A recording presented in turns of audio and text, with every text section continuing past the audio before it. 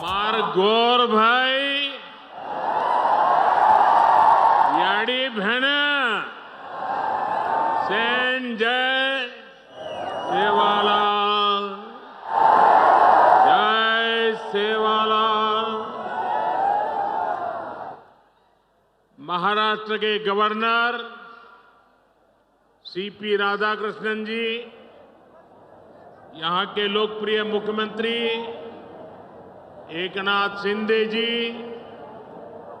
केंद्रीय मंत्रिमंडल के मेरे साथी शिवराज सिंह चौहान, राजीव रंजन सिंह, महाराष्ट्र के डिप्टी सीएम देवेंद्र फडणवीस, अजित पवार, केंद्र और राज्य सरकार के अन्य मंत्रीगण, सांसद, विधायक और यहां दूर दूर से आए हुए बंजारा समाज के मेरे भाई बहन, देश भर के किसान भाई बहन और अन्य सभी महानुभाव और महाराष्ट्र के मेरे भाइयों और बहनों, मैं वाशिम की इस पावन धरती से पोहरा देवी माता को प्रणाम करता हूं।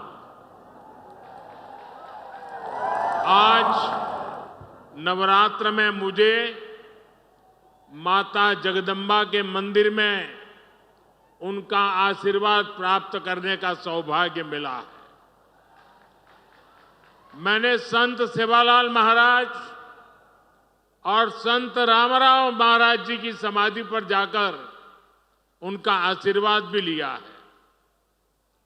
मैं इस मंच से इन दोनों अपने महान संतों को शीश झुका करके नमन करता हूं। आज महान योद्धा और गोंडवाना रानी दुर्गावती जी की जन्म जयंती भी है। पिछले वर्ष देश ने उनकी 500वीं जन्म जयंती मनाई थी। मैं रानी दुर्गावती को भी नमन करता हूं। साथियों, आज हरियाणा में मतदान भी हो रहा है। मैं हरियाणा के सभी देशभक्त लोगों से अपील करूंगा कि ज्यादा से ज्यादा संख्या में वोट करें। आपका वोट हरियाणा को विकास की नई ऊंचाई पर ले जाएगा। साथियों, नवरात्रि के इस पावन पवित्र समय में मुझे अभी पीएम किसान सम्मान निधि की 18वीं किस्त जारी करने का अवसर मिला है। देश के 9.5 करोड़ किसानों के खातों में आज 20,000 करोड़ रुपए ट्रांसफर किए गए हैं। महाराष्ट्र की डबल इंजन की सरकार तो यहां के किसानों को डबल फायदा पहुंचा रही है। नमो शेतकारी महासम्मान योजना के तहत महाराष्ट्र के 90 लाख से ज्यादा किसानों को करीब 1900 करोड़ रुपए दिए गए हैं। आज कृषि, पशुपालन और किसान उत्पाद संघ एफपीओ से जुड़े सैकड़ों करोड़ रुपए के प्रोजेक्ट भी जनता को समर्पित किए गए हैं। पोहरा देवी के आशीर्वाद से मुझे अभी लाड़की बहन योजना की लाभार्थियों को मदद देने का भी सौभाग्य मिला है। ये योजना नारी शक्ति का सामर्थ्य बढ़ा रही है। मैं महाराष्ट्र के भाई बहनों को, देश के सभी किसान भाई बहनों को हार्दिक बधाई देता हूं। साथियों, आज यहां आने से पहले मुझे पोहरा देवी में बंजारा विरासत संग्रहालय के लोकार्पण का भी सौभाग्य मिला है। देश की महान बंजारा संस्कृति, इतनी बड़ी विरासत, इतनी प्राचीन परंपरा, ये म्यूजियम देश की नई पीढ़ियों को इनसे परिचित कराएगा। और मैं आप सबसे आग्रह करता हूं, ये जो मंच पर बैठे हैं उनको भी आग्रह करता हूं कि आज जाने से पहले ये बंजारा विरासत संग्रहालय देख करके ही जाना।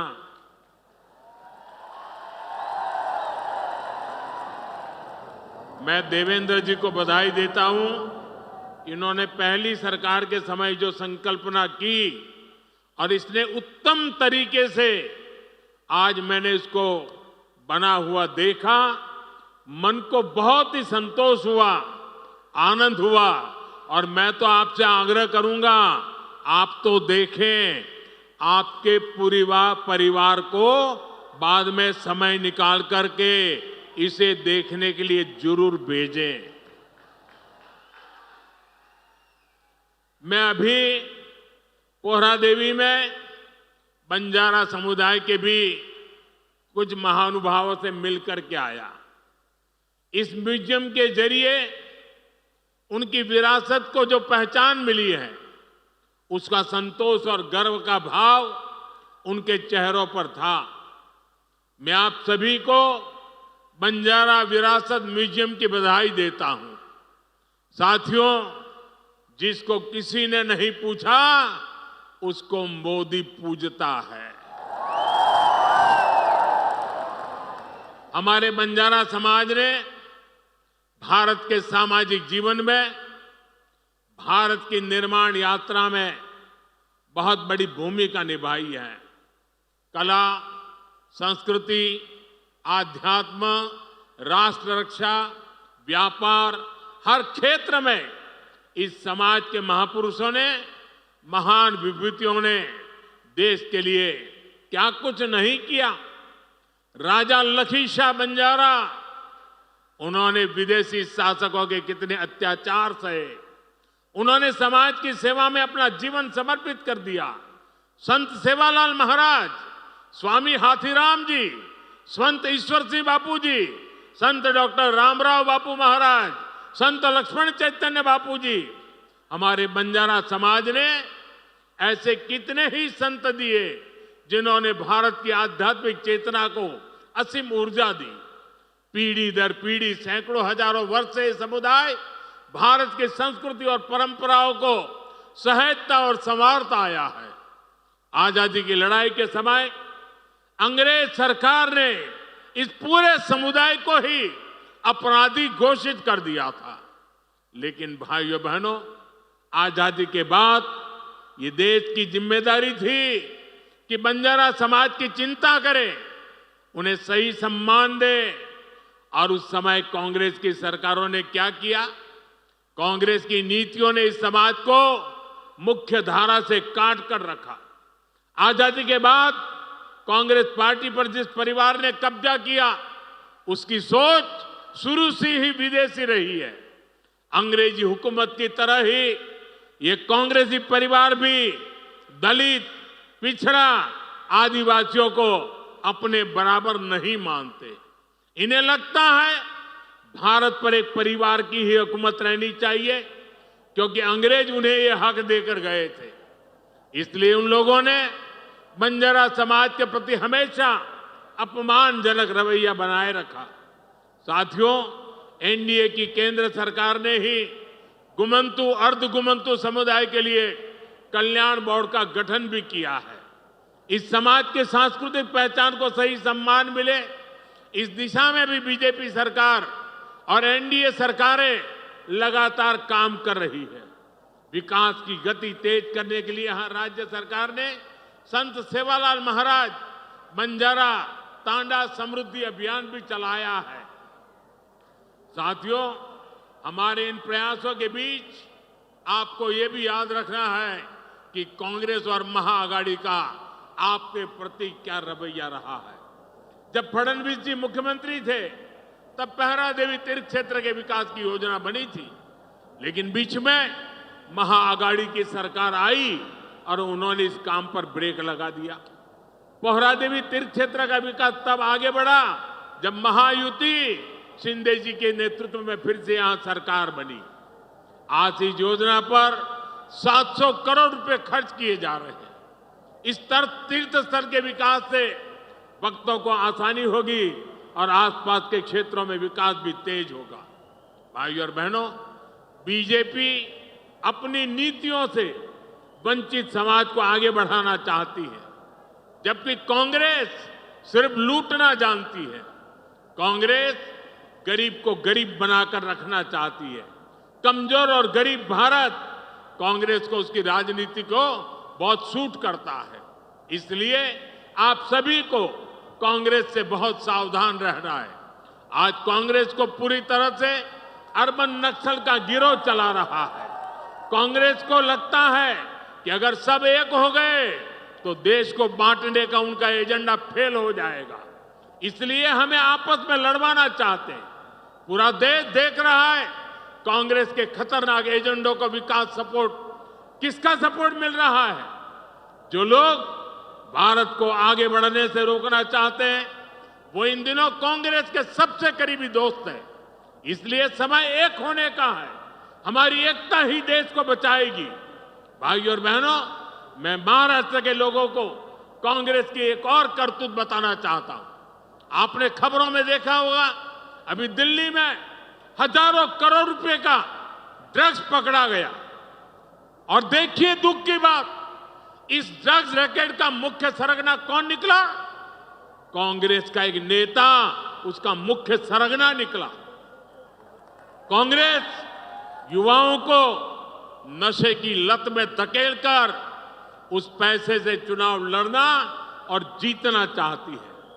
हमें इस खतरे से सावधान रहना है और दूसरों को भी सावधान करना है। हमें साथ मिलकर ये लड़ाई जीतनी होगी। साथियों, आज हमारी सरकार का हर निर्णय, हर नीति विकसित भारत को समर्पित है।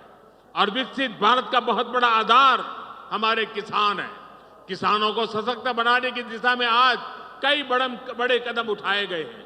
आज 9,200 किसान उत्पाद संघ एफपीओ देश को समर्पित किए गए हैं। अभी कृषि के लिए कई इंफ्रास्ट्रक्चर प्रोजेक्ट का भी लोकार्पण हुआ है। इनसे कृषि उत्पादों के स्टोरेज, प्रोसेसिंग और प्रबंधन की क्षमता बढ़ेगी। ये सारे प्रयास किसानों की आय बढ़ाने में मदद करेंगे। वैसे यहां महाराष्ट्र में तो किसानों को एनडीए सरकार में डबल फायदा हो रहा है। एकनाथ जी शिंदे की सरकार ने किसानों का बिजली बिल भी जीरो कर दिया है। आमच्या शेतकऱ्यांना विजेचे बिल मिळत आहेत, त्यावर शून्य लिहिलेले आहे ना। साथियों, महाराष्ट्र के किसानों ने, विदर्भ के किसानों ने कई दशकों तक बड़े संकटों का सामना किया है। कांग्रेस और उसके साथियों की सरकारों ने किसानों को बदहाल और गरीब बनाने में कोई कोर कसर नहीं छोड़ी थी। यहां जब तक महाअगाड़ी की सरकार थी, उसके दो ही एजेंडे थे। पहला, किसानों से जुड़ी परियोजनाओं को ठप करना। दूसरा, इन परियोजनाओं के पैसे में भ्रष्टाचार करना। हम केंद्र से महाराष्ट्र के किसानों के लिए पैसा भेजते थे, लेकिन महाअगाड़ी सरकार उसमें बंदर बांट करके खा जाती थी। कांग्रेस ने हमेशा किसानों का जीवन मुश्किल बनाया है। वो आज भी वही पुराना खेल खेल रही है। इसलिए कांग्रेस को पीएम किसान सम्मान निधि योजना पसंद नहीं आती। कांग्रेस इस योजना का मजाक उड़ाती है, किसानों को मिल रहे पैसों का विरोध करती है, क्योंकि किसानों के खातों में जा रहे पैसों से उनको जो कमाई करनी चाहिए, उनको जो कटकी करनी चाहिए, भ्रष्टाचार करना चाहिए, उसका अवसर नहीं रहा है। आज पड़ोसी राज्य कर्नाटका को देखिए, जैसे महाराष्ट्र में महायुति सरकार किसान सम्मान निधि के साथ अलग से पैसे देती है, ऐसे ही कर्नाटका में बीजेपी सरकार देती थी। यहां कर्नाटका के मेरे कई बंजारिया परिवार यहां आए हुए हैं। लेकिन जैसे ही कर्नाटका में कांग्रेस की सरकार आई, उन्होंने वो पैसा देना बंद कर दिया। वहां की कई सिंचाई परियोजनाओं से राज्य सरकार ने मुंह फेर लिया। कर्नाटका में कांग्रेस ने बीज की कीमतें भी बढ़ा दी। हर चुनाव से पहले कर्ज माफी का झूठा वादा कांग्रेस का पसंदीदा हथकंडा है। तेलंगाना में ये लोग कर्ज माफी का वादा करके सत्ता में आए, लेकिन सरकार बनने के बाद इतना समय गुजर गया, अब किसान कुछ पूछ रहे हैं कि उनका कर्ज माफ क्यों नहीं हुआ। भाइयों और बहनों, हमें भूलना नहीं है, महाराष्ट्र में भी कांग्रेस और महाअगाड़ी सरकार ने सिंचाई से जुड़े कितने कामों को रोक कर रखा था। जब एनडीए सरकार आई, उसने इस दिशा में तेजी से काम किया। महाराष्ट्र सरकार ने वैनगंगा नलगंगा नदियों को लिंक करने की योजना को मंजूरी दी है। करीब 90,000 करोड़ रुपए की इस परियोजना से अमरावती, यवतमाल, अकोला, बुल्डाना, वाशिम, नागपुर और वर्धा में पानी की कमी को दूर होगी। महाराष्ट्र की सरकार कपास और सोयाबीन की खेती करने वाले किसानों को आर्थिक मदद भी दे रही है। किसानों के खातों में कपास और सोयाबीन के लिए 10-10 हजार रुपए दिए जा रहे हैं। हाल ही में अमरावती के टेक्सटाइल पार्क का शिलान्यास भी किया गया। इस पार्क से कपास किसानों को बड़ी मदद मिलेगी। साथियों, हमारे महाराष्ट्र में देश की आर्थिक प्रगति का नेतृत्व करने की असीम क्षमता है। ये तभी होगा जब गांव, गरीब, किसान, मजदूर, दलित, वंचित सबको आगे बढ़ाने का अभियान मजबूती से चलता रहेगा। मुझे विश्वास है आप सब अपना आशीर्वाद बनाए रहेंगे।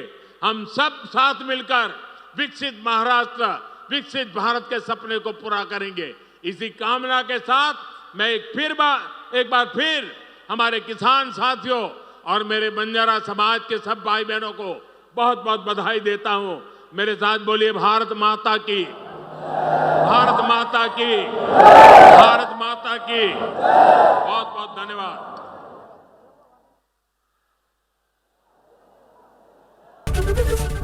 एबीपी माझा, उघडा डोळे बघा नीट।